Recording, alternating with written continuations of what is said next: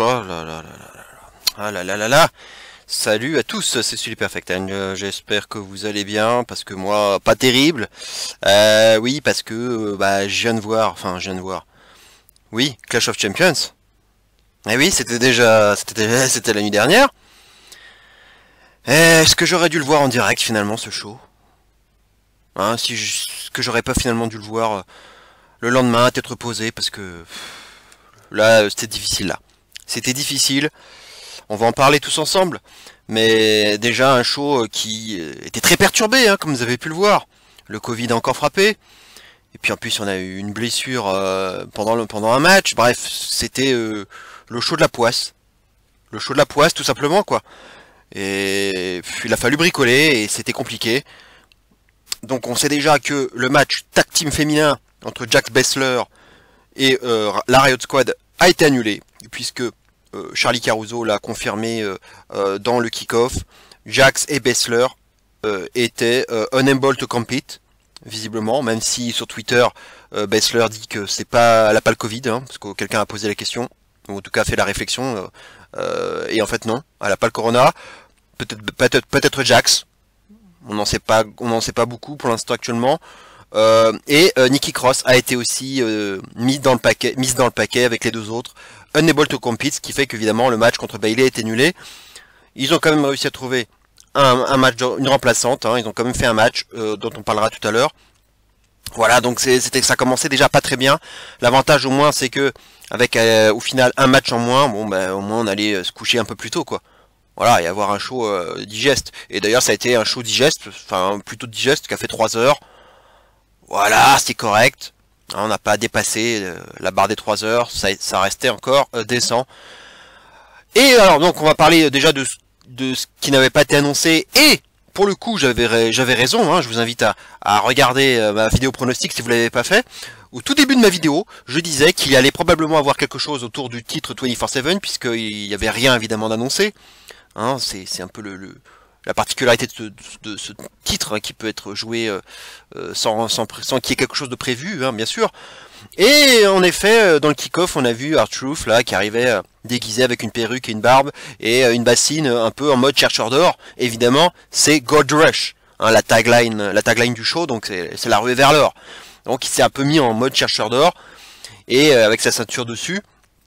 Et il se cachait, et ensuite on l'a vu se balader avec Little Jimmy, avec des arbitres qui étaient à côté, notamment Drake Younger ou Drake Wurtz, et bah, évidemment il s'est fait roll-upper, un roll-up par surprise par Drew Gulak.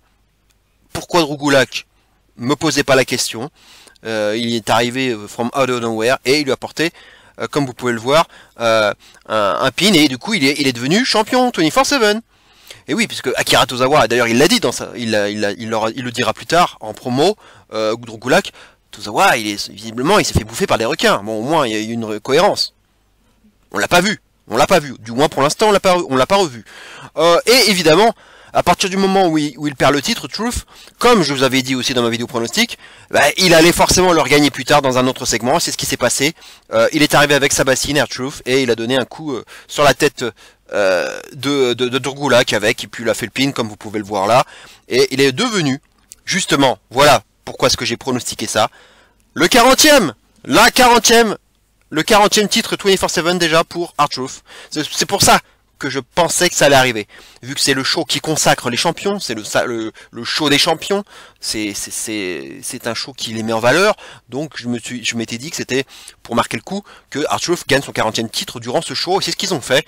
Donc pour moi, tout ce qu'ils ont fait était logique et prévisible, hein, ce que je vous avais dit, et ça fait quand même 45 titres, et c'est devenu 45 titres pour R-Truth, qui est devenu, d'après ce que j'ai pu voir sur Twitter, le champion, enfin le champion le plus titré de l'histoire de la WWE. C'est quand même incroyable. R-Truth, et oui, puisque au total il y en a 45, donc 40 24/7, mais 2 fois champion hardcore, 2 fois champion US, et une fois champion tag team. Donc ça lui fait quand même un bon petit palmarès, mine de rien, pour quelqu'un qui est quand même plutôt un comedy wrestler. Eh ben, c'est quand même pas rien. Voilà. Donc bah, félicitations à R-Truth, hein. Voilà. Donc on peut pas, voilà ce qu'on pouvait dire. Donc sur R-Truth, et c'était à prévoir. Allez, maintenant on va passer donc au kick-off, puisque évidemment, en plus des petits problèmes qu'on nous a annoncés, donc des reports, des annulations, eh ben on a appris que le match entre Zelina Vega et Asuka avait été remonté dans la carte principale. Bon, c'est une bonne nouvelle pour Asuka. Bon, pour Vega, du coup, c'est une grosse opportunité, du coup. Et il a fallu chercher un autre kick-off. Alors, ils n'ont pas finalement opté pour un match imprévu. Ils ont finalement redescendu un match, tout simplement. Et ce match, ça a été le match de championnat tag team de SmackDown entre Nakaro, hein, Cesaro Nakamura, et la Lucha House Party. Et oui, c'était pas forcément quelque chose d'évident à prévoir. Et ils ont donc opté pour ce match. Il y a eu une petite interview backstage de Cesaro et Nakamura qui était dans leur salon là, avec une coupe de champagne. Braxton là qui leur dit oh, c'est pas un peu prématuré de fêter la victoire? Prématuré? Prématuré vous voulez dire Non mais vous voulez rire. Nous on est une vraie équipe. Il y a de l'unité. Enfin une équipe avec de l'unité entre parenthèses d'ailleurs. Hein. Ça fait plaisir. Il y en a tellement peu actuellement. Bref. Nous on a de l'unité, le chose party, ils sont en train de se déchirer. Donc voilà, le match est gagné d'avance. Le match est gagné d'avance. Nous on est comme Pippin et Jordan. On est comme Hobbs and Shaw. On est comme Simon and Garfunkel. Alors là, Nakamura qui commence à fredonner The Sign of Silence. Là, je m'attendais pas là, j'étais pas prêt. Et Nakamura là qui montre la porte à Kayla Braxton. Ah oui, c'est vrai, elle a été dure là, parce qu'elle carrément, elle a laissé entendre une éventuelle victoire de la Lucha House Party. Donc là, évidemment, là, ça leur a pas plu. Et donc Nakamura a foutu Braxton à la porte. Voilà. En ce qui concerne les hommes en présence, petite surprise, finalement, ils ont mis les deux. On va dire les deux qui se prétendent être les leaders, hein, les deux qui se battent, mais finalement c'est Dorado et Kalisto qui se sont battus. Grand Metalik est finalement été ringside, peut-être aussi parce qu'il a pris 2 défaites d'affilée hein, en solo contre Nakamura et Cesaro, et que il était un peu peut-être vu comme le maillon faible et qu'ils ont préféré le mettre de côté, ce qui pouvait avoir du sens en soi. Le match aura duré 10 minutes 46, donc une durée de kick-off, j'ai envie de dire. Et le match était quand même assez bon, hein, c'était un bon match tag team, j'ai trouvé, très dynamique, notamment la seconde partie, au moment du hot tag de Kalisto, hein, parce que Dorado a été en difficulté pour un bon petit moment. Il y a eu un gros travail de Cesaro Nakamura sur lui, et il y a eu le hot tag, et là ça a redonné du peps au match. Il y a eu un beau move, j'ai trouvé, à l'extérieur, lorsque Cesaro a tenté une souplesse à l'extérieur du ring sur Kalisto. Sauf que Kalisto a bloqué, il a tendu ses jambes, et là, il y a eu un dive de Dorado qui a permis de compléter, on va dire, un tornado DDT à l'extérieur. C'était vraiment bien fait. Et Nakamura ensuite porte un explodeur carrément sur la barricade. Sur Dorado, qui se réceptionnera en plein sur le menton, et au final, ils sont à 2 contre 1 sur Kalisto, et Cesaro Nakamura battront Kalisto avec ce que j'appelle un swing Kinshasa, une combinaison Cesaro swing Kinshasa. J'aime bien ce finisher, une bonne combinaison à 2, et victoire sans la moindre surprise de Cesaro et Nakamura, donc qui conservent, et c'est ce qu'il fallait faire, c'est ce que je vous avais aussi pronostiqué, donc pas de problème là-dessus. Donc le match en soi, je l'ai vraiment plutôt apprécié, et finalement ça a été un bon choix de kick-off avant de lancer le show. C'était bien, très dynamique, un bon match tag team. Voilà, en soi c'est assez weekly, hein, on va dire globalement. Hein. On aurait pu le voir aussi à SmackDown, mais ça a fait son taf. Il y a eu du bon catch, c'était plutôt propre. Et maintenant, ce qu'on peut se dire par rapport au storytelling et de ce qui se passe au sein de la Lucha House Party, rien. Hein.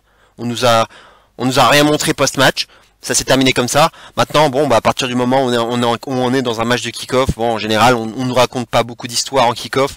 Donc, si ça se trouve, si ça avait été dans la carte principale, on aurait peut-être vu davantage de choses. Maintenant, on verra dans le prochain SmackDown.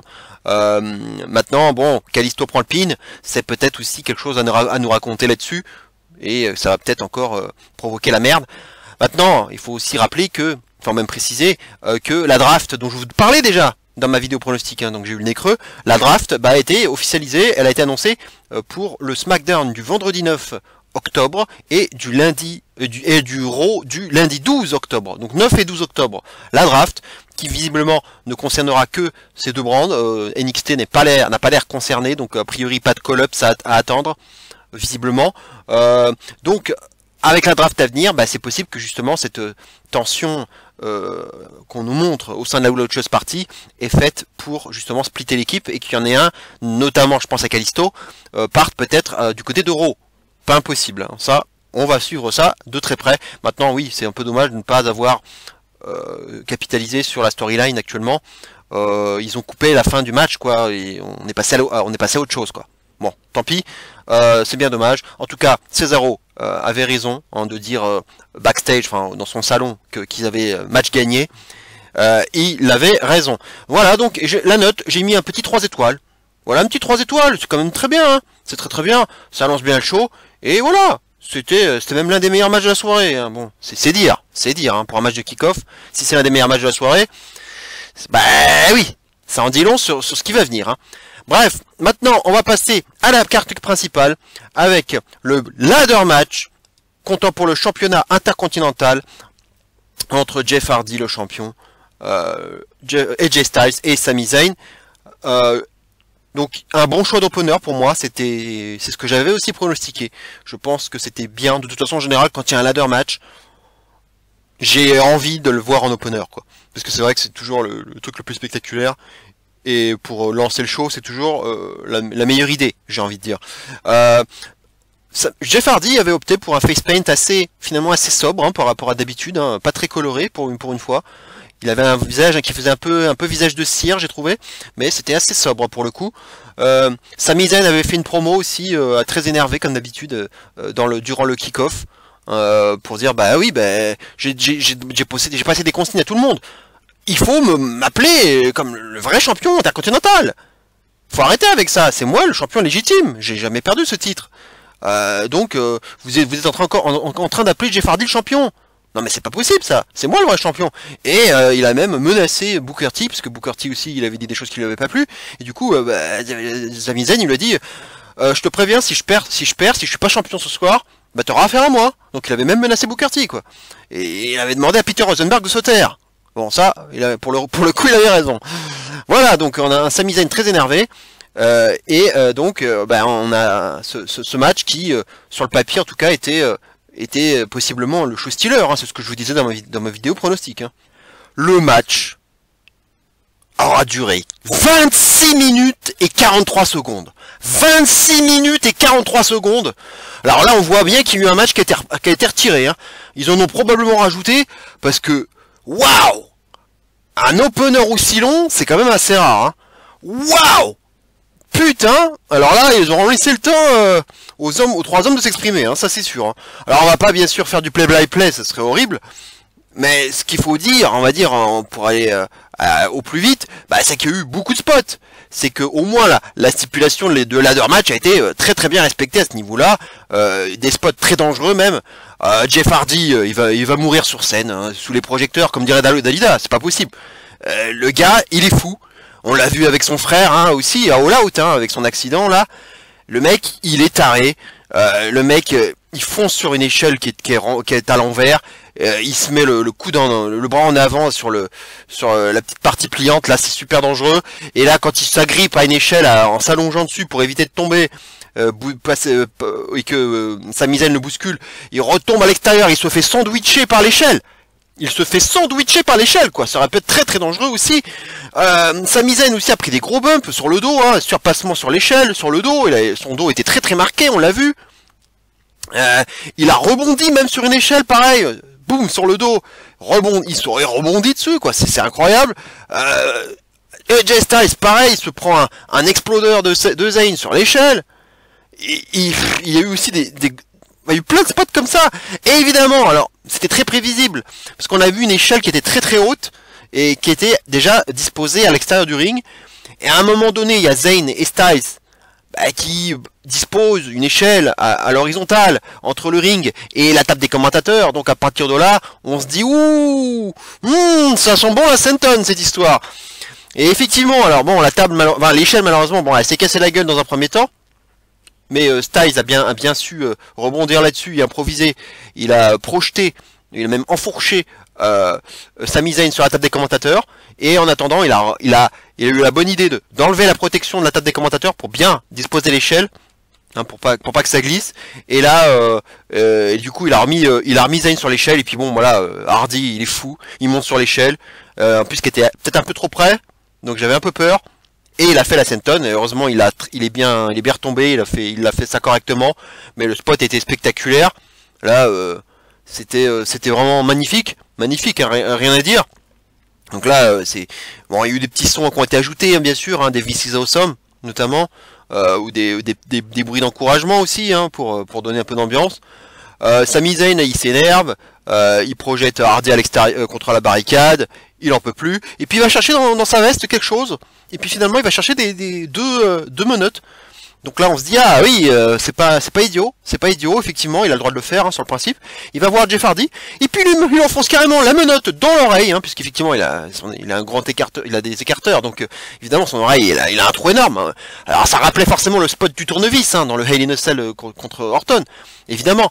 Là il avait carrément mis la menotte, alors là c'était très original, on n'avait jamais vu ça, et il le menotte à une échelle, donc il menotte Hardy par l'oreille, très étonnant. Et du coup, bon bah il s'occupe d'AJ Styles. Et il essaie de le monoter aux cordes, il n'y arrive pas. Il prend un peu trop son temps pour ça d'ailleurs. Donc forcément il se fait contrer. Et en fait, bon bah Hardy il essaie quand même de c'est ça qui est drôle, il essaie quand même de revenir avec en portant son échelle qui est collée contre son oreille. Et du coup, ce qui est drôle c'est que Styles porte une souplesse à Zayn. Il se relève, il veut monter, mais il voit qu'il y a... il peut pas, il est retenu. Il se dit ah merde, mais oui c'est vrai, bah oui, il est menotté à Zayn, et Zayn il rigole lui, il se dit hey, j'en ai dans la tête, hein, donc si tu veux monter, bah va falloir que tu montes aussi avec moi. Donc évidemment, bon, il essaye quand même de monter Styles, et puis Zayn très intelligemment, on voit que finalement il avait la clé dans la bouche, la clé des menottes dans la bouche, donc il la sort, et il arrive même à se démenoter, et même encore mieux que ça, du coup il met la menotte qui était sur lui, du coup il la met sur le barreau, enfin entre les deux, le barreau intermédiaire, enfin entre les deux là, le barreau qui est pliable, et du coup il est condamné Styles, il est bloqué à cette échelle, il est menotté, et du coup il en profite. Et il monte tranquillement, bien que voilà, Hardy avait essayé quand même de faire tomber Styles avec une échelle, avec sa propre échelle là, mais il n'y arrivait pas. Et puis finalement, je pensais que Hardy allait réussir à faire quand même tomber Zayn avec son échelle. Et ben non, en fait, finalement, il arrive tranquillement à finir le boulot et récupérer les deux ceintures. Eh oui, grosse surprise quand même, à mon sens. C'est vraiment le dernier homme que je voyais gagner. Sami Zayn devient le champion incontesté, undisputed champion intercontinental. Là, franchement, je l'ai pas vu venir, puisque comme je vous disais, en plus, j'étais pas sûr que son retrait des rings, lorsqu'il était bloqué, lorsqu'il s'était isolé au Canada, j'étais pas sûr que ce soit bien vu. Voilà, et finalement, ça n'a pas porté préjudice, et je pensais pas qu'ils allaient le faire. J'étais parti sur une conservation du titre, d'autant plus que ce qui s'est passé depuis ma vidéo pronostic, c'est qu'il y a eu SmackDown. Les trois se sont malheureusement affrontés en triple threat match. Bon, malheureusement, ils font toujours ça. Enfin, ils font souvent ça, de refaire déjà le match, de faire le match avant le pay-per-view. Ça, c'est un peu con. Alors, il n'y avait pas de ladder match, hein, mais c'était un triple threat match simple. Et puis Zayn avait gagné. Il avait fait tomber sur Hardy. Et juste après, AJ Styles avait réussi à monter l'échelle et à récupérer les ceintures. Hein. Et évidemment, la tradition, c'est quand on prend les ceintures ou la mallette. Hein. Ça dépend si on est avant Money in the Bank ou avant un ladder match. En tout cas, lorsqu'on récupère la mallette ou les ceintures avant un pay-per-view, c'est jamais bon signe. Hein. En général, on perd. Et Styles, effectivement, ça s'est confirmé. Il a perdu. Mais à partir du moment aussi où Zayn avait gagné ce triple threat match, j'ai cru vraiment que ça me confortait dans mon pronostic. Je pensais vraiment qu'Hardy allait gagner. Finalement, non. Zayn a gagné et c'est la grosse surprise, à mon sens. Et donc, il a fait une interview pour dire non, je suis toujours le champion intercontinental, quoi, indisputé. Il y a pas de, je suis pas le nouveau champion. Et voilà, la célébration donc. Et les deux autres sont déçus forcément. Voilà, le match était super. Le match était super, un super opener. Bon, j'aurais pas dit non à l'intégration d'une petite table, voilà, pour qu'il y ait un écrasement, une table qui s'écrase. Bon, si on pinaille. Mais franchement, c'était un très très bon ladder match entre trois bons catcheurs. Voilà, c'était ce que j'attendais. J'attendais que ce soit le show stealer et ça l'a été. Alors, certes, un peu trop long, 26 minutes 43 comme je vous disais, mais ça a été spectaculaire, ça a été dangereux. Hein, et c'était même limite, hein, comme je vous disais, Jeff, il va se tuer un jour, c'est pas possible, il va se tuer sur le ring, quoi. C'est incroyable. Il prend toujours des risques, hein. Il arrêtera jamais ce type, hein. C'est incroyable. Et bravo aux trois hommes, quoi. Ils nous auront vraiment bien divertis avec un super match, avec du suspense et de la malice, parce que le coup de la menotte dans l'oreille, c'était très original. Et évidemment le coup des menottes était très malin. Sami Zayn a été plus malin que les autres, hein, c'est sûr. Hein. Mais il aurait été aussi, il aurait été combatif aussi. Hein, il aurait donné son corps à la science. Hein. Donc c'était pas non plus qu'une victoire en coward, hein, il faut le dire. Voilà, donc le match, je l'ai bien aimé vraiment, et pour moi c'était le meilleur match. Je lui donnais un 4 étoiles 25. 4 étoiles 25 pour ce match. Je pense que je pourrais le mettre dans la liste des meilleurs matchs de la VVE de l'année 2020, hein, on va dire dans la liste pour le mettre dans le top 10. Hein. Pour le mettre dans le top 10, je pense qu'il pourrait être en bonne place, ce match. Voilà, donc bravo les mecs, hein, tout simplement. Vraiment, vous m'avez régalé, même si voilà, c'est pas le résultat que j'attendais. Maintenant, on verra ce qui se passe. Peut-être que du coup, avec la draft, Hardy va partir à Raw. Ou Styles, même si Styles en vient, donc je pense pas que Styles partira. Zayn, alors ils ont dit qu'ils pouvaient aussi drafter les ceintures, hein. Donc peut-être que Sami Zayn va partir à Raw, et du coup la ceinture US de Lashley à SmackDown. Maintenant, si tu emmènes Lashley à SmackDown, il va falloir emmener tout le hard business, donc ça sera peut-être un peu plus compliqué. Bref, on verra bien. Donc peut-être que, quitte à choisir, ça serait peut-être plus Jeff Hardy qui va partir à Raw. Allez, match suivant. Match comptant pour le championnat féminin d'Euro entre Asuka et Zelina Vega, donc le match qui donc aurait dû être en kick-off et qui remonte du coup sur la carte principale, donc c'est quand même très très belle exposition pour Zelina Vega, qui quand même, il faut le préciser, était quand même dans les petits papiers de Vince, puisque Vince disait, d'après ce que disait Zelina Vega en podcast chez Devon Dudley, il disait que Vince l'aimait bien, et qu'il disait que c'était l'une de ses raisons de regarder Raw, Zelina Vega, carrément, et qui la comparait carrément à Stephanie McMahon. Oui, vous avez bien entendu, il la compare carrément à Stephanie McMahon, du par son côté travailleur acharné, et c'est une vraie découpeuse, hein, c'est comme ça qu'elle a dit ça, c'est quelqu'un qui est une vraie découpeuse, en gros, elle en veut, quoi, elle déchire tout, quoi. C'est une vraie staccanoviste, et voilà, c'est en cela qu'elle l'aime bien, et c'est pour ça que du coup elle reçoit ce push, hein, tout simplement. Bon, comme on pouvait s'y attendre, le match n'a pas duré longtemps, hein, 7 minutes. 7 minutes, à partir du moment où c'était à la base le match de kick-off et qu'il a été décalé, il est resté à une durée de kick-off, quoi. Donc 7 minutes, pas plus de 10, c'est exactement la durée que j'envisageais. Évidemment, Asuka elle est largement au-dessus, face à une Zelina Vega, il faut le dire, il faut le reconnaître, qui n'a pas été ridicule. Je trouve qu'elle a été plutôt propre dans ce qu'elle a proposé. Dans son agilité, dans ses petits moves, elle a essayé quand même d'affaiblir le bras d'Asuka, un petit coup de pied à la figure, elle a tenté un coup à tomber, elle a même pu s'imposer comme ça, et même le move final, enfin la petite passe d'arme finale où ils ont tenté des petits pins, où elle tente de contrer la Scalock avec un roll-up. Voilà, c'était du va-et-vient comme ça, et je trouve que c'est pas mal ce qu'elle avait tenté, cette espèce de petit ponté là, en bloquant les jambes d'Asuka, c'était plutôt joli, et puis finalement, elle se fait à nouveau contrer par un Asuka Lock, et puis là, en 2 secondes, elle abandonne, hein. À partir du moment où après elle se fait prendre, elle se fait cadenasser, c'est terminé. Voilà, donc victoire évidemment d'Asuka, il y avait zéro surprise, zéro suspense pour ce match. Le match, bon, c'est un niveau weekly, quoi. Il y avait pas grand chose d'autre à dire. On pouvait le voir à weekly, et donc, ça sentait la challengeuse de transition, maintenant, pour Zelina Vega. Même si la fin est un peu surprenante, puisque Asuka fait une promo, en disant, Zelina is like a firecracker, donc un pétard. Elle est petite. mais elle est dangereuse. Donc voilà la comparaison. Un pétard, donc Zelina est un pétard, et elle dit, but Zelina was not ready for Asuka. Voilà, et Zelina, étonnamment, elle fait quand même... voilà, elle montre un peu de respect, un petit signe de respect à la japonaise, hein, donc on se dit, oh putain, elle va quand même pas turner face. Et Asuka fait pareil, voilà. Et elle se penche, et puis bon, finalement elle se prend un coup de pied, elle se fait attaquer par Zelina Vega, donc, et elle se casse du ring. Et là, Asuka, elle explose avec plein de mots en japonais, même si on comprend pas. C'est pas grave, c'est ce que je disais il y a quelques temps, c'est que c'est bien de pas forcer les choses, et que on sait très bien que les japonais en anglais c'est difficile, et que du coup, autant rester dans leur langue natale, même si on comprend pas, ça n'a pas vraiment c'est pas très grave. Finalement, c'est beaucoup plus naturel comme ça. Voilà, quand on voit Asuka s'énerver comme ça en japonais, au moins c'est spontané. Si elle devait faire une promo en anglais en s'énervant, ça serait pas passé du tout. Voilà, tout simplement. Donc, du coup, ce qui étonne, c'est que cette fin annonce un prolongement de la feud. Hein. C'est étonnant, a priori, même si elle a battu clean. Il y a rien à dire là-dessus. Maintenant, une autre lecture qui peut être faite de ça, c'est que peut-être que Baszler et Jax étaient peut-être prévus pour perdre, même si ça me surprendrait, mais on sait jamais.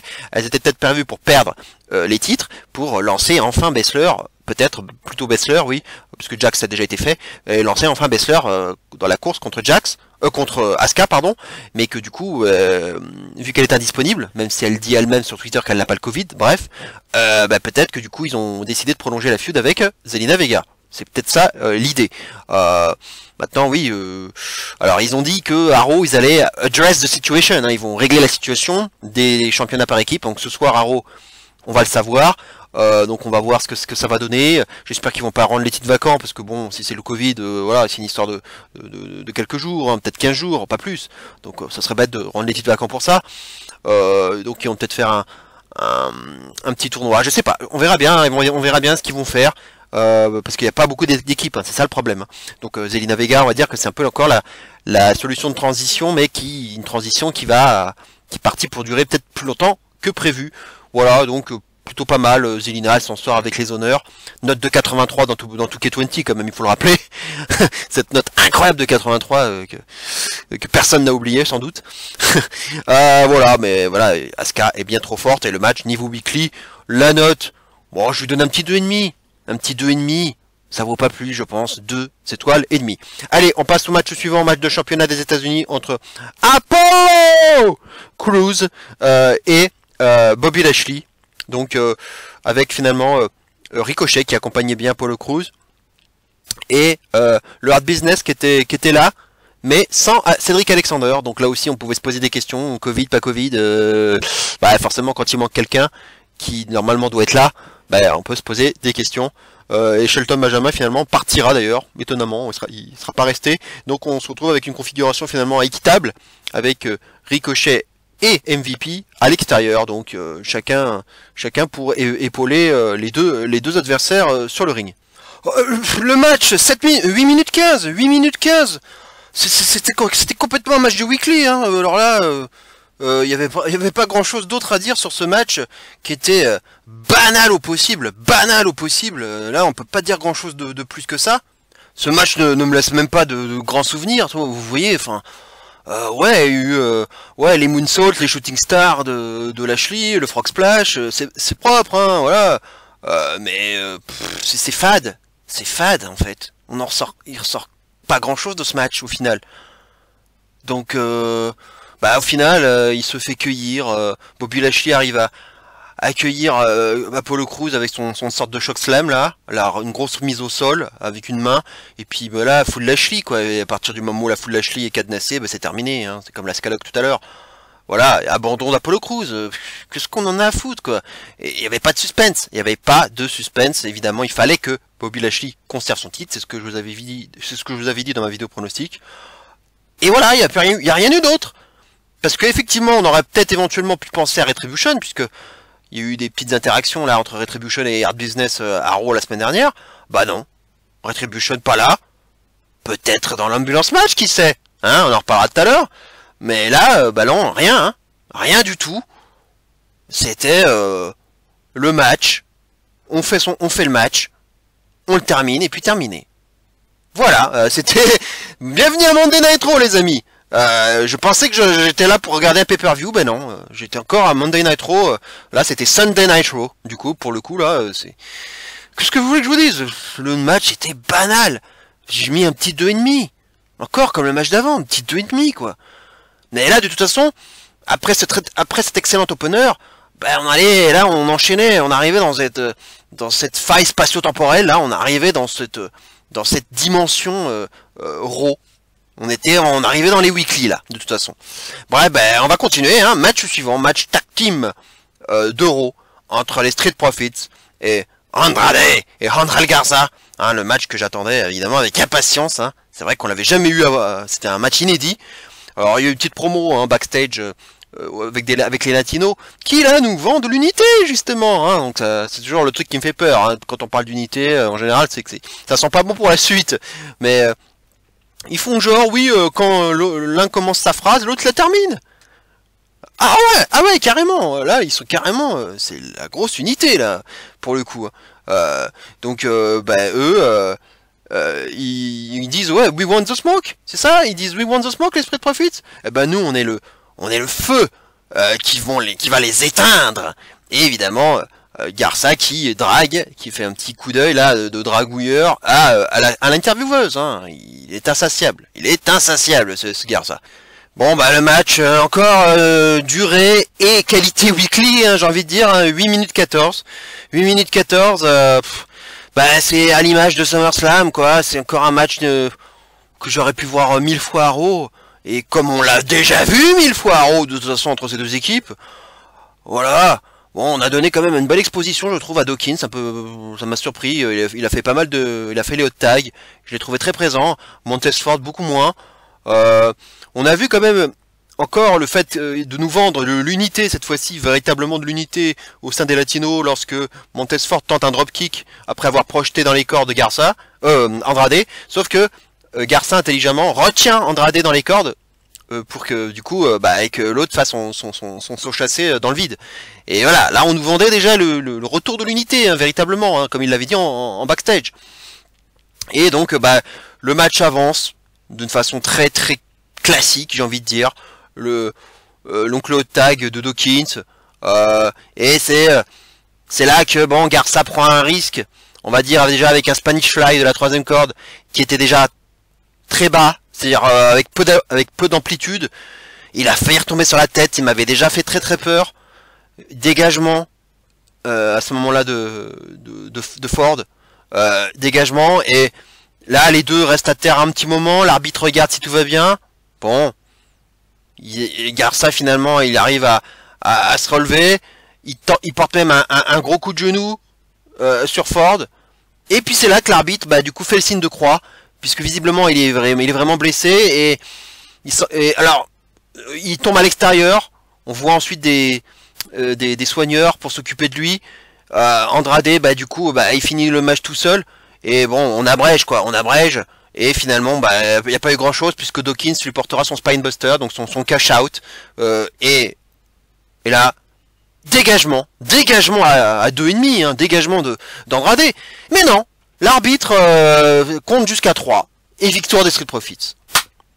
Victoire des Street Profits sur un kick-out à 2. Et là, il y a eu grosse friture sur la ligne. Gros botch, une nouvelle fois, malheureusement. Hein, c'est devenu récurrent. On l'avait avec Mickey James l'autre jour. Ça devient vraiment récurrent. Et malheureusement, je pense qu'Andrade a cru qu'il fallait continuer le match. Et il n'a pas compris qu'en fait il fallait l'abréger, et je pense qu'il a reçu l'arbitre des consignes à l'oreille, hein, puisqu'on sait que les arbitres ont une oreillette et qu'il y a Vince qui leur crie dessus hein, souvent, et je pense qu'il leur a demandé d'abréger, et du coup il lui a compté jusqu'à 3, sauf qu'Andrade lui il était encore dans son match, donc il a voulu dégager tout simplement, et non en fait c'était fini, ils ont abrégé le match. Et ça se termine comme ça, on voit les Street Profits qui font un peu grise mine, ils sont pas contents, notamment Dawkins, on le voit à son visage. Oui, personne ne peut être content. C'est n'importe quoi. Et alors on apprendra plus tard. Heureusement, bon, j'ai cru qu'il s'était blessé à la jambe. J'avais très peur pour Garza. Finalement, il paraît que c'est plutôt à la hanche.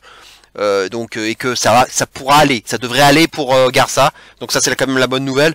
Hein, Dieu merci. parce que là, ça devenait déjà quand il n'y avait pas beaucoup d'équipes en plus disponibles actuellement. Donc en plus l'unité semblait retrouvée. Et d'ailleurs, je peux vous le dire, enfin, pour le coup, ça foire mon pronostic, puisque vous avez donné la victoire des Latinos, mais j'en démords pas. Je pense vraiment que le but, c'était qu'ils gagnent. Après leur promo, hein, qui parlait vraiment d'unité, je tout soutiens Garça, et lui aussi, il me soutient, hein, c'est Andrade qui parle. Voilà, et puis donc ce que je vous disais, lorsque Garça retient Andrade dans les cordes, voilà, il y avait quelque chose comme ça. Et puis l'absence de Zelina Vega, qui n'était plus là, hein, et qui n'était pas là, heureusement d'ailleurs, ça n'aurait pas eu de sens. Voilà, et Andrade d'ailleurs l'avait dit aussi dans sa promo, Zelina is the past. Zelina c'est du passé. Voilà, ils vont vers l'avant maintenant. Et c'est malheureusement, c'est pas concrétisé par les ceintures, mais je suis sûr qu'ils auraient dû les gagner ces ceintures. C'est pour ça que pour moi, il n'y a pas d'erreur de pronostic. Pour moi, je suis dans le vrai. Pour moi, je suis dans le vrai. On verra demain ce qu'ils vont faire. Enfin, ce soir, à Raw, oui, ce qu'ils vont faire. Maintenant, bon, bah, Garça, il va sûrement pas catcher tout de suite, hein, évidemment. Donc, à nouveau, ils vont devoir encore bricoler, ou alors ils vont patienter. Si la blessure n'est pas trop grave, peut-être qu'ils patienteront, hein. Il y aura peut-être pas de challenger de transition en attendant. Donc, c'est dommage. C'est dommage de finir comme ça. Le match en soi, il était de toute façon assez banal, encore au niveau weekly. Là, on arrivait de toute façon dans un tunnel. Dans ce tunnel-là, après l'opener, c'est le tunnel. Donc, on continue, là. Les matchs banals. Les matchs d'Euro, hein. De toute façon, là, on enchaînait les matchs d'Euro. Donc, on continue. Et le match, je lui donnais un 2-3 quarts. Un petit 2-3 quarts, parce qu'il y a eu quand même du bon catch. Bon, voilà, des belles performances in-ring, mais j'en retiens pas grand-chose d'autre, quoi. C'est décevant, encore une fois. Et ce finish, bien sûr, il est désolant, il est navrant. Et c'est déjà qu'ils avaient pas de peau avec le Covid, mais en plus, on se tape ça, quoi. Terrible. Quel poisse terrible. Bref, on va passer maintenant au match suivant, puisqu'il avait lieu. Bayley, donc, que je pourrais appeler Baylina Vega. Baylina Vega, regardez cette très très belle vignette. Regardez ce beau montage que j'ai fait. Baylina Vega contre Asuka. Eh oui, contre Asuka. Eh bien, comment est-ce possible? Eh bien, tout simplement parce que Bayley a fait une promo in-ring accompagnée de sa chaise, hein, qui est devenue vraiment sa nouvelle amie, hein, la chaise. On l'a vu à SmackDown déjà. C'est là qu'on a vu d'ailleurs que lorsqu'elle a fait sa promo, Nikki Cross n'est pas intervenu pour l'attaquer. On n'a rien fait pour builder le match. Et c'est là qu'on pouvait avoir quelques doutes sur la présence de Nikki Cross, effectivement. Déjà, je me t'ai dit que Killian Dane n'était pas là à NXT la semaine dernière, donc j'ai fait un peu le rapprochement en ce moment-là. C'est vrai que j'ai eu quelques inquiétudes. Et ça a été confirmé au final. Et c'est vrai que du coup, ce qu'on a vu à SmackDown, on avait l'impression qu'on était en train de... que dimanche, c'était Bayley contre Banks. Hein. Tellement Cross avait disparu du truc, quoi. Et encore plus, donc du coup, avec cette absence.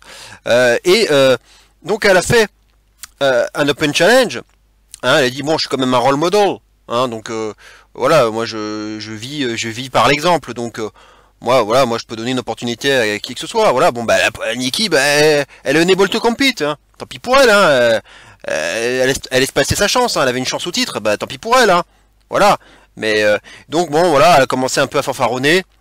Et puis en disant ding dong, en gros il y aura personne ne va essayer de relever le challenge. Et du coup elle commence à célébrer avec sa ceinture. Et puis là tout à coup il y a la musique d'Asuka qui retentit, un peu assez surprise, assez surprenante. Je m'attendais plutôt à un Alexa Bliss par exemple. Je pense qu'il aurait pu être la bonne idée.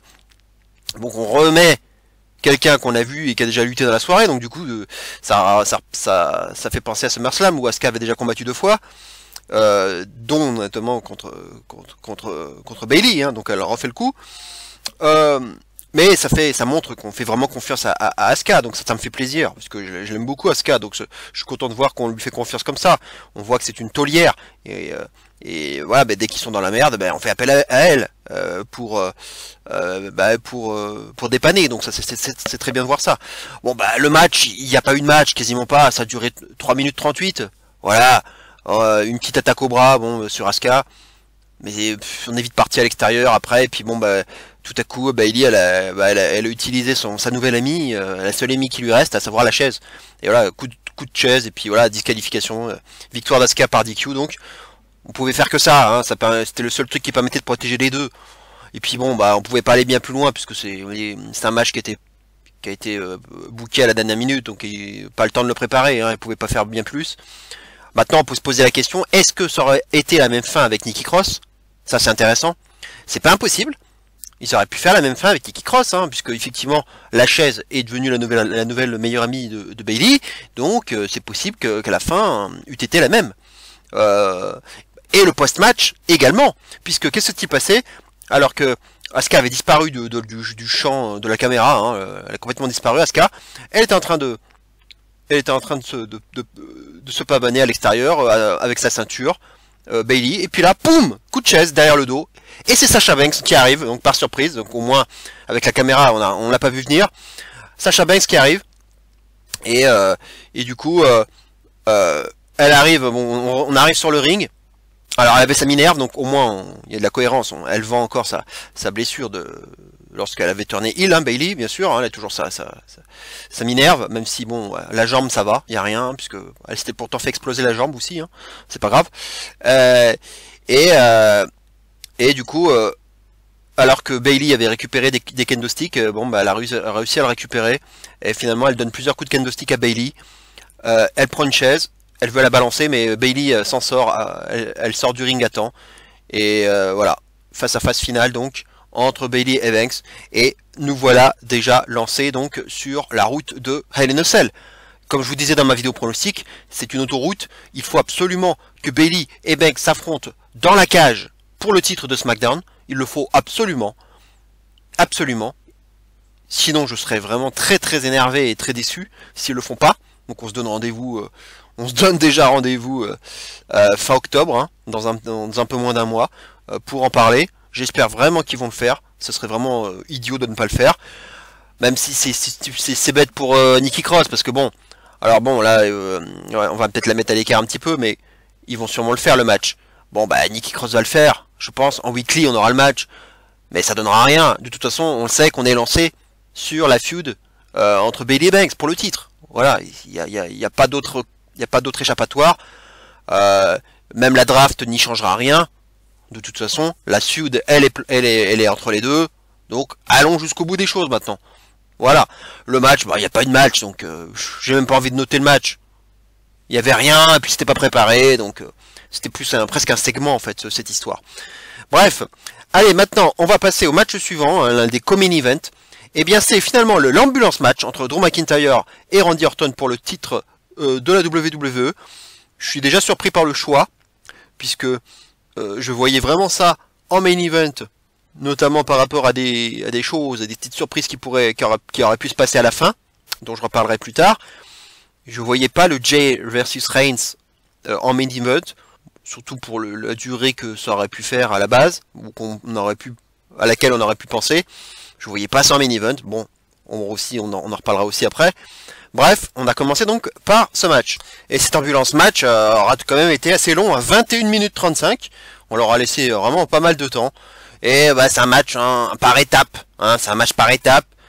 Et très tôt dans le match, bah, on avait l'impression que ça y est, après un dripping DDT, très tôt dans le match, Orton était en train de prendre son élan, on avait l'impression qu'il se préparait déjà pour un punt kick, alors qu'on était quand même en tout début de match. Et puis tout à coup, on voit une main en gros plan sur la cheville de Orton, et c'est le Big Show qui arrive. Alors là, personne l'avait vu venir. Il tire Orton sous le ring, et puis il lui porte un chokeslam. Il a relâché l'étreinte en plein vol, ça c'est dommage. Il relâche, et le chokeslam, donc du coup, sur la table des commentateurs qui s'écroule. Donc la seule table des commentateurs qui sera écroulée pendant la soirée, bah, ça aurait été à cause du Big Show. C'est quand même incroyable. Qui l'aurait cru? Et il s'en va. Il s'en va comme ça. À partir de ce moment-là, quand je vois ça, je me dis, bon, ok, on a compris la suite. Ils vont nous faire toute la galerie de portraits des anciennes victimes d'Orton. À partir de là, il n'y avait plus trop de doute. Hein. Après, un peu plus tard, on sort du ring. On passe à la phase ambulance, où Drew McIntyre sort les béquilles, hein, sur le côté, hein, comme visiblement il avait déjà étudié le dossier, hein, il savait qu'il y avait des béquilles à l'intérieur, et il sort une chaise, donc aux couleurs de la Croix-Rouge, mais du coup inversée, c'était pas blanc sur fond, c'était pas la Croix-Rouge sur fond blanc, mais c'était la Croix blanche sur fond rouge, ce qui donnait du coup l'impression que c'était plutôt le drapeau suisse qui était représenté sur la chaise. Et du coup, bon, en direct, j'ai fait la vanne, je me suis dit, ben, en fait, c'est chez Cesaro, hein, c'est un hommage à Cesaro, quoi. Bref. Et voilà, bon bah finalement il se prendra l'échelle sur sa mâchoire, hein, McIntyre, il se fera écraser la mâchoire avec la chaise. Puisqu'on un petit rappel quand même, hein, de cette mâchoire très affaiblie durant la feud, hein, au moins on garde les petits détails, ça c'est très bien pour ça. Et Orton, il ouvre carrément la porte de l'ambulance. Il fout la tête de McIntyre à l'intérieur. On a l'impression qu'il le prépare pour refermer la porte, la claquer sur sa gueule. Mais il résiste McIntyre. Et finalement il prend son élan, il se prépare pour un Claymore, mais esquive d'Orton, et là boum, il dégage la porte valdingue, elle est arrachée. Donc premier Claymore du match, mais raté. On part ensuite, alors une nouvelle étape. On arrive vers le catering, hein, au niveau un peu de la cafétéria, on va dire, du snack, avec toute la table avec toute la bouffe là. Voilà, on se projette un petit peu contre le mur. Il y a même Orton qui est sur un fauteuil là, voilà, bon, des gros atémis de Drew McIntyre. Drew McIntyre qui projette Orton contre un mur. Et là, à ce moment-là, venu d'ailleurs, deuxième lame, avec Christian qui s'attaque à Orton et qui le projette contre la bouffe. Ça c'était sûr, hein, à partir du moment où on voyait un plan sur la bouffe, c'est que c'était sûr que ça allait valdinguer. Encore du gaspillage de nourriture, hein, décidément. Et voilà, bon, bah, il donnera quelques coups, il le projettera, et il se barrera, comme le Big Show, hein, ça aurait été très court. Voilà, encore plus, hein, on est encore plus sûr que ça va continuer comme ça, hein, voilà, on va continuer l'escalade, hein. Et effectivement, bon, on ressort déjà, on revient à nouveau au niveau de l'ambulance, au niveau cette fois-ci du capot, et là, une projection très violente, très violente de Orton qui projette violemment Drew McIntyre sur le pare-brise. Ça a bien claqué là, c'était impactant. Et là, bizarrement, Orton, par réflexe ou peut-être parce qu'il était sonné, même si on n'a pas trop vu en quoi il était sonné à ce moment-là, il tente le tomber. Il tient la jambe de Drew McIntyre sur le capot. C'était très étrange ce passage. Même le commentateur en parlait, il disait ouais, oui, il tente le pin, mais bon, ça sert à rien. Donc on monte sur le toit de l'ambulance, et là bon bah il est à deux doigts de tomber, McIntyre. Et Orton lui donne des coups de pied sur les doigts et il tombe. Bon, la chute est pas spectaculaire, hein, on était du haut de l'ambulance, hein. Il y avait 2,50 m à tout casser, hein, ça allait. Donc il retombe, mais il y a un plan très serré en ce moment-là sur Orton. Là on se dit, ouh là là, il va y avoir encore une surprise. Orton, donc un gros plan serré sur lui, puis tout à coup, on dézoome, et puis bon, bah, voilà, il se retourne, et puis switching music, on pouvait s'y attendre. Shawn Michaels à son tour, donc porte un switching music et balance d'une main Orton, et qui tombe complètement à la renverse. On voit sur le mur le public est assez content, hein, en joie de voir HBK qui au passage fait son petit signe, hein, de la DX, hein. Suck it baby, suck it. Et voilà, donc c'était déjà la troisième lame. Et en ce moment-là, on revient près de la porte, près des portes, où Orton porte un RKO. Il arrive à porter un RKO sur Drew sur le sol, hein, ça devait faire très mal. Il arrive alors à le mettre dans l'ambulance, Orton, hein, il le met dans l'ambulance tranquillement. Il referme la porte, on croit même que c'est peut-être gagné, mais au dernier moment, il met sa main, Drew, et tout en puissance, il repousse la porte. Il arrive à empêcher la porte de se refermer complètement, hein, sinon il aurait perdu. Et les doigts dans les yeux, hein, l'étranglement des yeux de la part de Drew. Et à ce moment-là, il s'éloigne, il prend son élan, et là, boum, Claymore dans la gueule d'Orton. Bon, bah là-dessus, on se dit que c'est terminé. Hein, y a plus qu'à l'achever, il le met dans l'ambulance. Mais Drew McIntyre, bizarrement, ouais, il prend son temps. Il a encore envie de continuer. Et en fait, il reprend son élan. Et bon, il prépare, il positionne Orton de façon, bah voilà, à ce qu'on comprenne tout de suite que il s'élance pour un punt kick. Et oui, l'arroseur arrosé, effectivement, il prend son élan et boum, punt kick. Hein, bon, à côté, hein, mais c'est pas grave. Et bah là, bon, bah il a plus qu'à rouler, à refermer les portes tranquillement. Et victoire de Drew McIntyre finalement, qui s'impose donc en plus de 21 minutes. En ce qui concerne le match en lui-même, on va dire qu'il a été bien travaillé. Ils ont fait ce qu'il fallait, on va dire, en termes de, ouais, un peu de violence, on peut dire, enfin, d'utilisation de la voiture. avec les petites béquilles, voilà, ils ont utilisé des petites choses. Maintenant, je m'attendais pas du tout à l'utilisation des anciennes victimes. Ça, j'avoue que là-dessus, ils m'ont surpris. Euh, ils ont récupéré les anciennes victimes. Bon, on n'a pas vu Edge, mais ça m'étonne pas trop puisqu'il est quand même encore toujours blessé. Hein. Il avait sa grosse blessure au triceps, donc ça m'a pas surpris de ne pas voir Edge. Voilà. Ce qui m'embête plus, évidemment, c'est l'absence de Keith Lee dont je vous parlais dans mon fantasy booking hein, de ma vidéo pronostic. Maintenant, je ne suis pas surpris puisque j'avais appris hein, quelques jours après que dans le Watch Along, hein, vous savez le show en direct qui a lieu en parallèle pendant le pay-per-view où il y a plusieurs invités en même temps, hein, ceux qui ne sont pas bookés dans le pay-per-view, ben on a appris que justement Keith Lee faisait partie des invités. Donc il était en webcam en même temps, pas pendant le match. J'ai vérifié, il était déjà passé depuis une demi-heure. Il était bizarrement ils l'ont fait intervenir avec Dominique Mysterio d'ailleurs en même temps pendant le match Tag Team de Raw. Très étrange. En général, ils font en sorte au moins de mettre que les invités interviennent dans des matchs qui peuvent les concerner ou les intéresser. Donc je pensais vraiment qu'il allait intervenir en live pendant le match de Drew Orton. Bon, très bizarre. Mais à partir du moment où il était déjà passé depuis une demi-heure, bon, vu qu'il habite pas très loin, je me suis dit, ah, il y a peut-être encore une petite chance de voir Keith Lee. Bon, finalement, on l'a pas vu. Et encore plus étonnamment, il y a même pas le plan B. Je me suis dit, bon, mon scénario du no contest, avec Keith Lee qui met les deux hommes dans la bagnole et qui referme les portes pour avoir un no contest, bah, il y a peut-être Retribution qui peut le faire. Eh ben non, même pas. Retribution aura à nouveau brillé par son absence. Pour le troisième pay-per-view consécutif, après SummerSlam, après Payback, et après donc Clash of Champions. Décidément, les pay-per-view, ça ne les intéresse pas.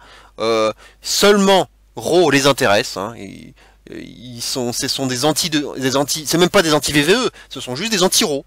Voilà, c'est Raw leur problème. Ben, c'est ce qu'il faut se dire. Alors évidemment, bon, avec la vague de Covid qui avait frappé hein, le Performance Center, il se dirait que voilà, ben, on essaie de faire attention et que pour pas évidemment contaminer les gens, et que peut-être les gens du PC, notamment les gens de Retribution, on préfère peut-être les isoler. De toute façon, ça va pas être compliqué, on aura la réponse à Raw. Hein. Raw va nous donner la réponse, savoir s'ils sont là ou pas, s'ils vont mettre peut-être d'autres hommes ou femmes masqués à la place, on verra bien. Hein. Ça nous donnera la réponse par rapport à la nouvelle absence de Retribution. Voilà, donc j'ai été très surpris par l'absence de Keith Lee et ou de Retribution du coup, ce qui aurait pu faire sens. En ce qui concerne la rivalité, c'est vrai que souvent ça m'a fait, quand on regarde les derniers épisodes des séries américaines, il y a quelque chose qu'ils aiment bien faire souvent, c'est les flashbacks. Quand on arrive à la fin d'une série, en général, on remet plein d'images d'archives de la série, des petits flashbacks et tout. C'est quelque chose que les Américains aiment bien faire dans leur série pour la fin. Et j'ai l'impression de revoir un peu ça, avec un peu un best-of, avec les anciennes victimes d'Orton, qui sont intervenues les unes après les autres. Ça m'a rappelé un peu ça, donc je me suis demandé si c'était pas la fin de la rivalité. Voilà, il a battu McIntyre a battu Orton clean, hein, avec un bon vieux move de catch, avec un backslide à SummerSlam. Donc franchement, il gagne l'ambulance match. Ça va faire beaucoup. Alors bon, oui, vous me direz, Orton aurait des raisons de gueuler. Parce qu'effectivement, là, on était non pas à 1, on était à 4 contre 1, là. Évidemment, avec les anciennes victimes qui s'en prennent à lui. Et d'ailleurs, ça faisait bizarre. C'est ça qui m'a paru bizarre, c'est que ça donnait l'impression que c'était Drew McIntyre, le heel dans l'histoire, qui se faisait aider à chaque fois par plusieurs hommes. Et Orton, il s'en prenait plein la gueule à chaque fois. Et je me suis dit d'ailleurs, pendant le match, à force de s'en prendre plein la gueule comme ça, il va y avoir une compensation. Il va finir par gagner. Et maintenant, même pas. Même pas, il se fera arnaquer du début à la fin, quoi. Le mec, il est à 4 contre 1. Donc c'est le heel, hein, quand même. Le heel qui se fait finalement dominer à 4 contre 1 et qui perd le match, quoi. Ah, c'est vrai que ça fait pas très... pour le coup, là, c'est le heel qui se fait avoir. C'est pas trop babyface, ça, pour le coup, de la part de McIntyre. Et en même temps, on peut se dire aussi que ça lui fait pas honneur. Ça lui rend pas honneur à McIntyre de gagner comme ça, hein. C'est quand même pas très glorieux, hein, de voir avoir l'appui des trois autres hommes. Alors après, on peut se demander d'ailleurs si ça a été prémédité, hein, et s'ils avaient tout planifié.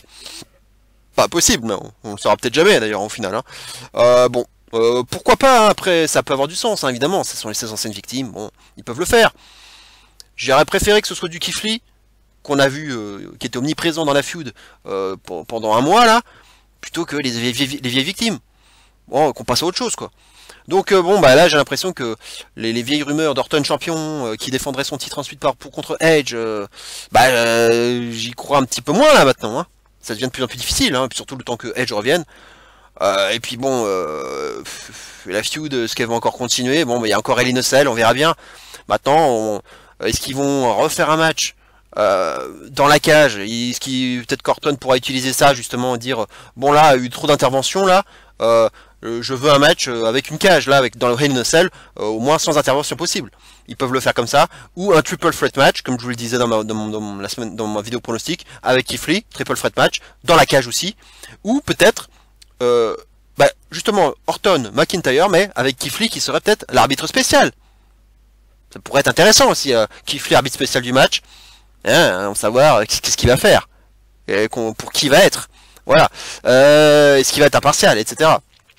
Voilà, ça pourrait aussi permettre, on pourrait avoir aussi éventuellement ce scénario là. Voilà, le match, bon, il était un peu lent, mais après bon, moi je suis, disons que c'est un peu, mon avis peut être biaisé parce qu'à la base je suis pas très fan des ambulances match, donc ouais, j'ai senti un peu long ce match, un peu longuet. Maintenant la construction elle est pas trop mal faite, ils ont fait ça par étapes, hein, on a bien vu le découpage des choses. Ils auraient peut-être pu aller un petit peu plus loin à l'extérieur, que juste faire un petit aller-retour au catering quoi. Bon, ça aurait peut-être été plus sympa d'aller un peu plus loin dans le backstage avant de revenir plus tard dans l'ambulance. Bon, pourquoi pas. Maintenant, bon, le match, si je dois lui donner une note, bon, je vais lui donner quand même un 3,25, un 3,15, ce qui est quand même une note qui est très correcte. Très correcte. Voilà, les deux hommes se sont quand même bien foutus sur la gueule. La stipulation est respectée. Il y a eu un peu de violence. La bagnole a été bien pétée, hein, le pare-brise, la porte. Et bien sûr, on termine par ce que je vous avais pas encore dit, c'est de voir Ric Flair qui conduisait l'ambulance à la fin et qui est reparti avec la sirène. Évidemment, je m'étais posé la question, qui allait conduire l'ambulance? Sauf que dans mon petit scénario un peu fou là, dans ma vidéo pronostic, je parlais de T-Bar, voire de Keith Lee, mais je parlais de T-Bar, ça aurait été drôle de voir T-Bar au volant et avec les deux hommes dans la bagnole quoi. Voilà, ça c'était mon petit scénario fou. Finalement, c'est Ric Flair, qui aurait été évidemment une autre victime de Orton, mais bon là, évidemment, vu son âge, son état, ils n'allaient pas le faire intervenir physiquement. Éventuellement low blow. Bon, il aurait pu faire ça éventuellement. Mais bon, voilà, bon, c'était le petit clin d'œil sympa. C'est pour ça aussi que j'aurais préféré le voir en mini-event, parce que ça permettait de finir sur un feel-good moment, hein, notamment. Puisque bon, c'est le face qui gagne, et puis Ric Flair dans la bagnole, qui repart dans une bagnole où le pare-brise est complètement pété, la porte aussi. C'était drôle. Voilà, ça nous faisait décrocher un sourire, et on aurait pu finir sur un feel-good moment, ce qui aurait pas été plus mal, évidemment avec le Covid, ces matchs annulés, ces petits changements à la dernière minute, voilà, ça aurait pu au moins nous permettre de finir le show avec le sourire. Bon, c'est dommage. Bon, ça c'était pour la petite parenthèse, mais voilà, donc 3,25, hein, c'était un match qui était correct, hein, mais voilà, il restera pas dans les annales à mon sens. Ils ont fait une construction qui était correcte. Voilà, il y a un petit côté old school, hein, toujours avec Orton, hein, aussi, qui apporte toujours cette petite dose, un peu de lenteur, de méthode, mais si là, ça fait beaucoup de confrontations entre les deux, donc je suis pas sûr qu'on continue entre ces deux-là. Et puis bon, il va y avoir la draft, hein, qui pourrait aussi changer bien des choses. Allez, on termine enfin avec le main event, ce match comptant donc pour le championnat universel entre Roman Reigns et Jey Uso. Et comme il l'avait dit en interview, Roman Reigns donc a laissé tomber enfin le plastron. Ça y est, torse nu maintenant, pantalon noir, hein, il a gardé ce pantalon noir, mais au moins on enlève ça. Et il avait dit aussi que on n'aurait pas encore de changement de thème à Clash of Champions, mais il nous a dit qu'il y en aurait un. Enfin, on va arrêter le Shield, les ramifications au Shield. Il va s'en débarrasser et il a dit qu'il le ferait au moment opportun. Donc on attend maintenant le changement, après le changement d'apparence, le changement de musique et le changement de thème. Et j'ai vraiment hâte d'entendre ça. Donc le match, la surprise déjà, c'est la durée. 23 minutes. 23 minutes d'un match dont beaucoup disaient, dont moi aussi, que ça pourrait être un squash ou un semi-squash. Ça, c'était mon vœu personnel, plutôt un semi-squash. Donc j'avais dit plutôt 7-8 minutes. Ça aurait été très bien. Laisser un petit peu d'offense à Jey Uso et ça sera très bien comme ça. Oh là là, bah ils ont été bien plus loin que ça. Ça n'a pas été du tout un squash, quoi. 23 minutes. Ils ont, on voit, je pense qu'à travers ça, on voit à nouveau le fait qu'il y ait eu un match annulé. Ils leur ont laissé un petit peu plus de temps. Ça s'est senti. Et en plus le fait que Roman Reigns depuis son retour, il marche à l'économie. Ça s'est vu aussi dans le match. Il a pris énormément son temps. Un rythme de sénateur. Tranquillou bilou. Alors là, c'était vraiment à l'économie, hein, ça c'est sûr. Maintenant c'est bien, on a laissé quand même un peu d'offense à Jey. Ça c'est ce que je voulais. Il a fait ses dives, il a fait son gros frog splash, il a fait ses super kicks qui ont été très impactants. Et il m'a même fait par moments douter. Je me dis, oh là là, il tente le tomber. Et le tomber, parfois j'ai un peu vibré, hein, j'avoue. Il a réussi à me faire douter. Mais bon, voilà, évidemment, il était trop fort. Reigns, hein, il laissait parler sa puissance. Et évidemment, au fil du temps, s'est instauré un énorme travail de storytelling qui était évidemment indispensable au vu de la storyline, de tout ce qu'ils ont construit. Bien sûr, lorsque j'ai fait ma vidéo pronostic, je n'avais pas encore vu le SmackDown qui allait suivre. Et à nouveau, il faut saluer ça. Ils ont très très bien construit ça.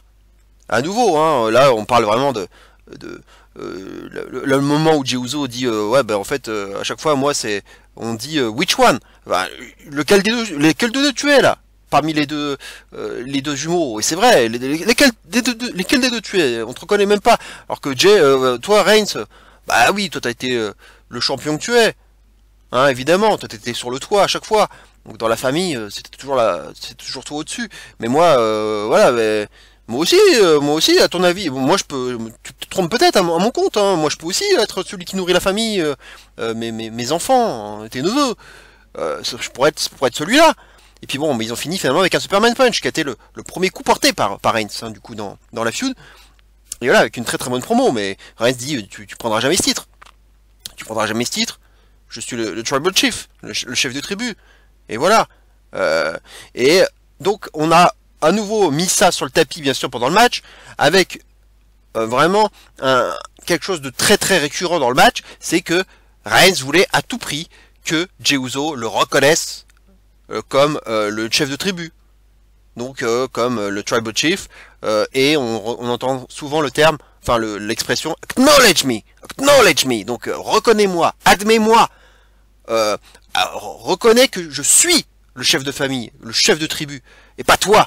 Hein, puisque effectivement Jey Uso est arrivé avec un collier de fleurs qui symbolise un peu cette suprématie, on va dire, familiale, le fait d'être chef de famille.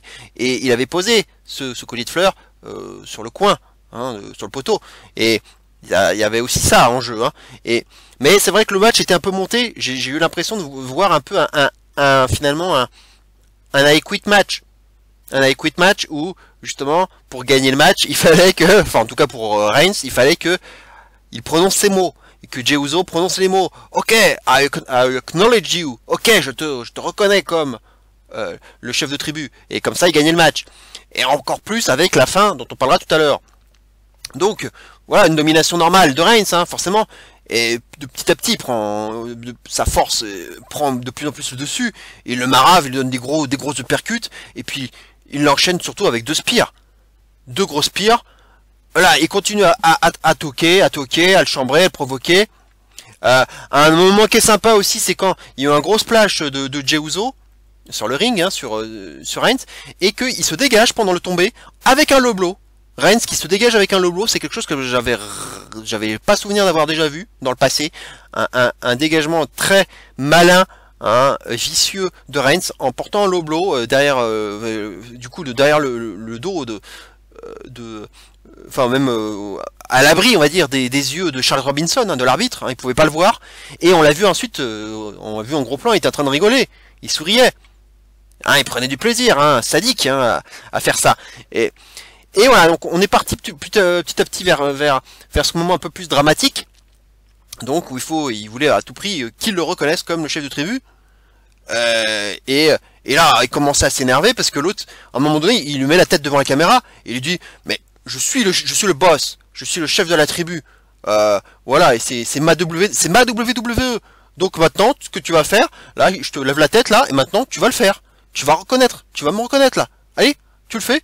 Et puis il le dit, no, not today, not today. Donc voilà, ben là il le marave quoi. Il s'en prend même à l'arbitre, Charles Robinson, hein, il le menace même peut-être de le virer, il dit casse-toi. Voilà quoi, il était très grossier, très vulgaire, même envers l'arbitre. Évidemment, il a fait un gros travail de heel, hein. Ça faisait bizarre de le voir comme ça, mais au moins ça changeait. Hein. Et là, il lui donne des gros coups d'avant-bras, quoi, un peu comme au MMA. Et je me suis dit, putain, j'espère qu'ils vont pas provoquer un DQ. Ça serait terrible comme fin. J'aurais détesté qu'il y ait un DQ là-dessus, à force de ne pas écouter les consignes de l'arbitre, quoi. Et heureusement, ils l'ont pas fait. Donc là, il le marave. Enfin, là, Jey Uso n'existe plus, hein. Il est aux abonnés absents. Et bon, finalement, on voit Jimmy Uso qui arrive. Eh oui, c'est ce que je vous avais dit dans la vidéo pronostic. Est-ce qu'on allait le voir ou pas? Bon, c'est vrai qu'avec son état, je lui suis dit bon, il sera peut-être pas encore en état de faire quelque chose, en tout cas physiquement. Et on le voyait en train de boiter, donc on a vu toujours son attel au genou, donc voilà, on voit bien dans quel état il est. Et puis bon, Jay avait dit en interview qu'il reviendrait plutôt vers janvier-février 2021, hein, donc ça colle, hein, ça colle par rapport à ce qu'on lui voit là, à ce qu'on le voit faire. Effectivement, on arrive en train de boiter. Et là, bon, bah, à ce moment-là, comme l'autre il refuse toujours. Il n'abdique pas, Jey Uso, bah Reigns, du coup il demande à Jimmy, il dit dis-le alors, dis-le toi Jimmy, dis-le que je suis le chef de tribu, reconnais-moi. Et puis on entend Jay qui est KO mais qui quand même arrive à parler et qui dit don't do it, là, ne le fais pas. Alors que l'autre il tient une éponge, il tient une serviette, Jimmy, donc il hésite, il dit. Il se demande ce qu'il doit le faire ou pas. Mais comme Jey Uso il dit non, ne le fais pas. Du coup bon bah l'autre il le fait pas. Et bah, là il le matraque, Reigns le matraque. Et puis là il en peut plus, Jimmy il craque, il lui le balance là. Il balance la serviette et puis on arrête le match. Arrêt de l'arbitre, donc au bout de 23 minutes de match. Voilà. Et c'est là que je vous disais que ça ressemblait un peu à un acute match. Et j'ai pensé tout de suite au match, un vieux match entre Bret Hart et Bob Backlund. C'était un submission match et bah il y avait Owen Hart qui était aussi qui était dans les parages, il était dans le coin de Bob Backlund, hein, il était heel, hein, Owen Hart, et il y avait le British Bulldog qui était dans le coin de Bret Hart. Donc c'était aussi une storyline familiale puisqu'il y avait aussi les parents de Bret Hart et finalement Owen Hart avait réussi à obtenir des parents de ses propres parents, à ce qu'il, notamment de sa mère, Helen Hart, c'est ça je crois, qu'elle jette l'éponge directement sur le ring et pour arrêter le match. Et comme c'était familial aussi, ça m'avait vraiment beaucoup rappelé ce match. Donc il y a quand même des références, donc c'est pas nouveau cette histoire de lancer d'éponge pour arrêter un match. Hein, je crois que même Lana, j'ai un souvenir avec Lana aussi qui l'avait fait. Voilà, c'est déjà arrivé. Bon, même à l'AEW, hein, c'est arrivé aussi avec le match de Cage avec Taz hein, contre Moxley. Voilà, c'est arrivé plusieurs fois. C'est pas nouveau comme façon de faire. Maintenant, je me dis bon, c'est un peu exagéré parce que Jey Uso, est-ce qu'il avait vraiment besoin d'être protégé d'un pin quoi? Ouais, c'est Jey Uso quoi, faut pas déconner, il pouvait exploser depuis longtemps. Et alors, le gros problème, donc il y a ça, et puis bon, le gros problème principal de ce match, c'est la longueur. Il était beaucoup trop long. Oh là là, avec le rythme de sénateur de Reigns. Oh là là là là, c'était ça qui m'a posé problème en direct. Hein. Je l'ai trouvé trop long, notamment la première partie. Ça allait un petit peu mieux sur la fin, à partir du moment où il y avait un peu plus de storytelling. Voilà, et Jimmy est arrivé, voilà, il lui spire, l'autre il le marave, il lui montre la caméra, la tête sur la caméra, voilà. On racontait quelque chose, donc du coup au moins il se passait quelque chose. Donc du coup ça m'a paru un peu moins long, un peu moins chiant.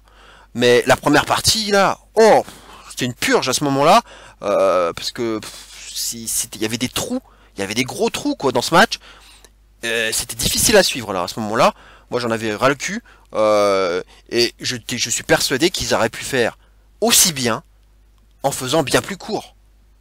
Franchement, le match a fait 23 minutes. Je pense qu'on pouvait vraiment faire aussi bien en le réduisant de quasiment la moitié. Hein. En 12-13 minutes, on pouvait raconter la même chose. Hein. Vraiment, hein. On pouvait le faire. Maintenant, ils ont pris leur temps. Pourquoi pas? Ils ont pris leur temps. Je pense que On pouvait vraiment rogner 7 à 8 minutes au moins, et en faisant la même chose, ça aurait rendu le match plus dynamique. Ce qui était drôle aussi, c'était de voir Paul Heyman, vu que Jey Uso n'abdiquait pas, et Paul Heyman pendant le match qui dit oh, tu es mon chef de tribu, tu es mon champion universel. Sauf que Reigns, il en a rien à foutre. Il dit non mais c'est pas toi que je veux l'entendre, c'est pas de ta bouche que je veux l'entendre, c'est de la bouche de Jey. Voilà. Et voilà, et donc ils s'en prenaient aussi à l'arbitre, donc comme je vous disais, il était très grossier, vulgaire. Il dit non mais it's family business, hein. C'est une affaire de famille. Alors casse-toi. Voilà, on a au moins un Reigns qui prend à bras le corps son rôle, son rôle de heel, et il l'a fait très bien à ce niveau-là. Au niveau, on va dire plus, j'ai envie de dire acting, Jey, Jimmy, Reigns, c'était un très bon boulot. J'ai apprécié parce que aussi la storyline veut que on soit tous impliqués, on soit bien impliqués dedans. Hein, j'ai vu beaucoup de gens sur les réseaux sociaux, sur YouTube et compagnie, qui encensent cette storyline qui est probablement la meilleure actuellement à la WWE. C'est sûr. Elle marche, elle fonctionne chez nous parce que elle est réelle, parce que ça fonctionne, parce que c'est la vraie famille, c'est leur vrai sang. Donc forcément, on s'y attache plus et on est beaucoup plus impliqué dedans. C'est normal. Voilà. Donc je suis pas surpris. Et donc au final, Jimmy Uso fera le boulot de son frère. Il dira bon, ok, voilà, tu es le chef de tribu. Ok, tu es le chef de tribu. T'es content là? C'est ça que tu voulais? Ok, t'es le chef de tribu. Voilà. Et il s'occupe de son frère. Et puis Paul Heyman récupère le collier de fleurs et le met autour du cou de Roman Reigns. Et on proclame donc la victoire de Reigns. Et c'est comme ça qu'on termine le show. Voilà. Le note du match, c'est pas facile parce que le storytelling, évidemment, ils en ont fait des caisses. Et c'était à ce niveau-là, c'était vraiment le gros plus de ce match. Le gros plus de ce match, c'était ce storytelling. Maintenant, le dynamisme, on repassera. Ça, c'est sûr qu'il n'y avait pas beaucoup de dynamisme, à part quand c'était Jey qui avait ses petits retours. Hein, parce que c'est évidemment la rapidité, elle est plus du côté de Jey. On a vu quand même 2-3 moves nouveaux, notamment tous ces coups là, ces coups d'avant-bras un peu à la MMA là, portés par Reigns, hein, il faisait pas trop ça avant. Et puis surtout, cette espèce de Rough Rider là, un peu le finisher de Zack Ryder, hein, ce leg drop à la volée directement sur Jey, c'était très étonnant de le voir faire ça. Voilà, bon il développe un peu son moveset, hein, en même temps que changer de tenue, bientôt changer de musique, changer d'attitude, c'est normal aussi d'un peu modifier son moveset, hein, c'est pas plus mal. Voilà, mais le match méritait vraiment d'être bien plus court. Déjà on aurait enlevé 7-8 minutes, ça aurait été bien plus digeste, et je pense que on aurait pu apprécier tout autant. Voilà, maintenant le match, je vais lui donner un 3,5. Voilà, un 3,5, parce qu'il y a un gros effort, quand même, pour nous raconter une histoire, ça c'est bien. On est impliqué là-dedans, mais voilà, je trouve que ils ont donné l'offense qu'il fallait à Jey. Il m'a même fait douter. Il a réussi à me faire douter. Alors évidemment, bon, j'ai jamais cru une seule seconde au cash-in, hein, dont je vous parlais dans ma vidéo pronostic, que le cash-in d'Otis, faut oublier. On l'a pas vu, tant mieux, très bien. Maintenant, bah oui, la suprématie, la supériorité de Reigns, c'était évidente dans ce match. Hein, il y a eu quelques retours, mais évidemment, il était plus fort. Maintenant, on verra par la suite, hein, parce que bon, Jimmy, il peut pas prendre la suite, il est blessé, ça c'est sûr. Jey, là, il l'a quand même bien marave, et puis bon, il a gagné tranquille, hein, voilà. Je veux dire, qu'est-ce qu'on va faire après? Le Finn semble être la suite. Le Finn qu'on n'a pas vu, d'ailleurs, hein, on l'a pas vu dans ce show. Maintenant, on nous présente un peu les choses là, puisque effectivement, je vous l'avais pas dit, mais oui, effectivement, à SmackDown, il y a un coup d'œil, un gros coup d'œil même d'Alexa Bliss sur Reigns. Hein, elle se retournait sur lui, ils se sont croisés, et oui, de plus en plus on utilise la suite, hein, entre le Finn et Reigns. Donc évidemment ça spoilait le résultat, hein, pour Clash of Champions, mais personne n'était dupe, on savait très bien que Reigns allait conserver son titre. Hein. Maintenant avec la draft, hein, tout est possible, avec la draft, peut-être que de nouveaux challengers vont arriver, puisque la draft va arriver le 9 et le 12 octobre, donc d'ici là, hein, c'est le 25, hein, le Hell in a Cell. On va peut-être avoir un challenger encore surprise en attendant, hein, qui viendra de la draft et qu'on aura peut-être pas le Finn tout de suite. Hein, ils vont peut-être jouer encore la montre, mais bon, on va bien finir par l'avoir ce match entre le Finn et Reigns. Il y a des choses à raconter avec ça. Hein, et puis il faut continuer à builder les choses autour de l'histoire de Bliss et du Finn, qui est d'ailleurs aussi l'une des meilleures storylines actuellement, hein, avec Reigns. Hein, SmackDown relève un peu le niveau d'ailleurs, hein, au niveau des storylines à la VVE actuellement. Voilà donc tout ce qu'on pouvait dire, hein, j'ai fait exactement quasiment le même temps que ma vidéo pronostic, hein, 1h15, je suis désolé encore, j'ai beaucoup de choses à dire. Le bilan, bah, c'était un show qui était très moyen, très moyen. Je le mets même pas au niveau de Payback, je le mets même pas au niveau de SummerSlam, je le mets encore en niveau en dessous. Donc pour moi ça va arriver dans le, on va dire dans le bas du classement des pay-per-view de l'année 2020. Pour moi, à n'en pas douter, parce que tout simplement, j'ai vu un très bon opener. J'ai vu un bon match de kick-off tag team là, un très bon opener, ça c'est sûr, c'était le match de la soirée, ça c'est clair et net. Mais le ventre mou là, toute cette milieu de show là, ça m'a tué quoi. Tous ces matchs de weekly là qui s'enchaînaient les uns après les autres, et notamment des matchs de Raw, hein, c'est un peu à l'image de ce qui se passe actuellement. Hein. Raw qui dure 3 heures, qui est trop long, avec plein de trucs aux F, des trucs à la mort moelleux, des storylines, on change tout à chaque fois, hein, trop de DQ, trop de trucs incompréhensibles, Retribution là, qui sont bookés comme des merdes, bref, hein, trop de choses qui ne vont pas, et ça s'est reproduit sur les matchs. Hein, notamment voilà, Asuka Vega c'était weekly, Cruz Lashley c'était weekly, Street Profits Andrade Garza c'était weekly, en plus bon ils ont été obligés de l'abréger. Voilà, toute cette partie là m'a un peu cassé. Voilà, puis bon l'Asuka Bayley c'était anecdotique, hein, évidemment, c'était tout ça pour ramener Banks. On saura jamais si Banks était prévu ou pas pour le show. Si ça avait été Cross à la place, on saura peut-être jamais, mais c'est possible, on va dire. Mais voilà, et l'ambulance match a un petit peu relevé le niveau, bon, même s'il n'était pas ouf, moi je l'ai pas trouvé ouf, correct mais pas ouf. Et un main event qui, pour moi, comme je vous le disais, pour moi ça aurait pas dû être le main event. Voilà, on aurait dû inverser le main event avec l'ambulance match pour finir sur un happy end. Voilà, on en a bien besoin en ce moment, on a bien besoin de sourire sur nos visages, comme dirait Triple H. Voilà, donc j'aurais inversé ça, et ça c'était un peu meilleur parce on était impliqué dans quelque chose, parce que les 2 derniers matchs évidemment c'était deux gros storylines, donc on est impliqué. Maintenant ce gros caca, j'ai envie de dire, ce gros de milieu de show là, ça m'a un peu tué quoi. C'était un gros weekly quoi, c'était un gros weekly au final ce show, et à cause de ça, ça en fait un show moyen. Je lui donne même pas la moyenne, je lui donnais un 2 étoiles 25 à ce show. 2 étoiles 25 sur 5 donc. Je lui donne même pas la moyenne, non, parce que même l'ambulance match, il était pas parfait. Le main event, trop long.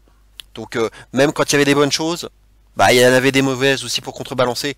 Donc voilà, il y a que le ladder match où je vais être très plutôt dithyrambique.